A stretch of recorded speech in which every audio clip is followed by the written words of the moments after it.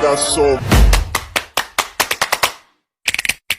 motherfucking design on right now. Bring it down, bring it down, bring it down, bring it down, oh, that's the one. Assalamualaikum warahmatullahi wabarakatuh. Perkenalkan, nama saya Isam Arifin dari kelas 2B.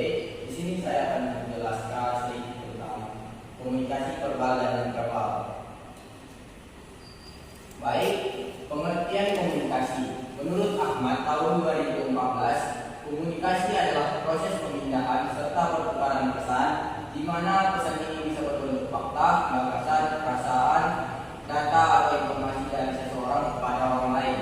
Kebanyakan pekerjaan yang dilakukan dalam situasi tim diselesaikan dengan cara independen, saling bergantung dan menyangkut komunikasi di antara anggota-anggotanya. Karena itu, efektivitas komunikasi memainkan peran penting dalam memilih sesuatu, yaitu apakah terdapat keuntungan atau kerugian pada proses komunikasi. Komunikasi verbal. Komunikasi verbal dapat diartikan sebagai komunikasi tatap muka dengan menggunakan mulut atau lisan dalam penyampaian informasi ketika berbicara dengan rekan kerja, seperti tatap muka, rapat, dan percakapan melalui telepon. Menurut Rasmiatun tahun 2021. Komunikasi non-verbal. Komunikasi non-verbal adalah komunikasi yang pesannya dikemas dalam bentuk tanpa kata-kata. Non-verbal juga bisa diartikan sebagai yang secara sengaja dikirimkan dan diinterpretasikan seperti tujuannya dan memiliki kemungkinan adanya feedback dari penerimanya. Komunikasi non-verbal dapat berupa lambang-lambang seperti gerak tubuh, warna, mimik wajah, dan lain-lain. Menurut Kusumawati tahun 2016. Komunikasi verbal.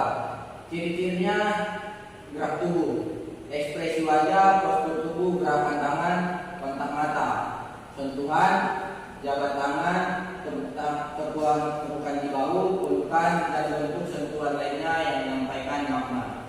Penampilan, pakaian, gaya rambut, kebersihan, dan pilihan pribadi dalam presentasi diri. Proxemic, penggunaan ruang pribadi dan jarak fisik untuk memuliakan tingkat keintiman dan formalitas. Adapun ruang lingkup komunikasi verbal dan non-verbal, kita bisa lihat dari kelebihannya masing-masing. Yang pertama, kelebihan komunikasi verbal. Yang pertama, kejelasan dan presisinya.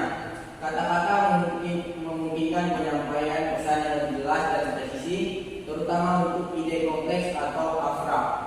Yang kedua, bisa kita lihat di umpan balik langsung. Komunikasi verbal memungkinkan umpan balik langsung sehingga penyesuaian pesan dapat dilakukan dengan lebih mudah. Yang ketiga, kontrol pesan. Pembicara dapat mengontrol pesan dengan lebih baik, memilih kata-kata dan struktur kalimat yang tepat untuk mencapai tujuannya.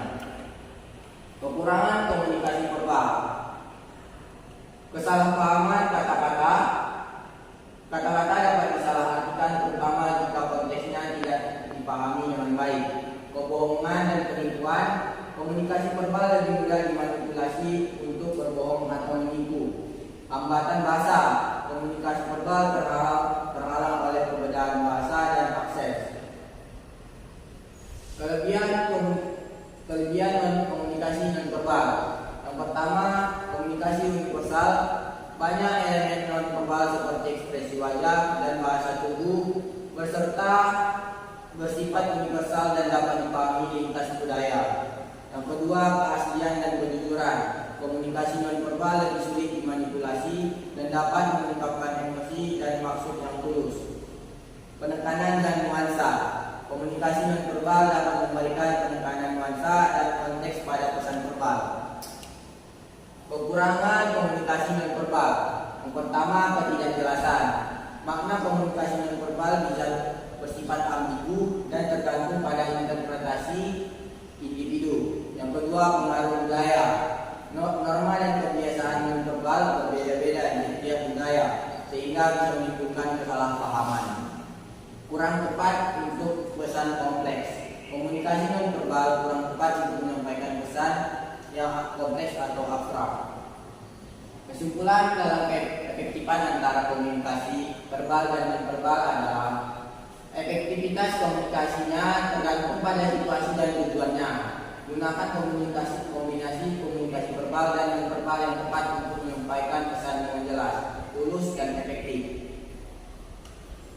Tips untuk meningkatkan efektivitas komunikasi. Yang pertama, harus latihan.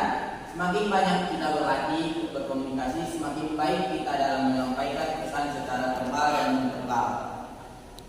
Sesuaikan gaya komunikasi Anda dengan audiens Anda, pertimbangkan budaya, latar belakang.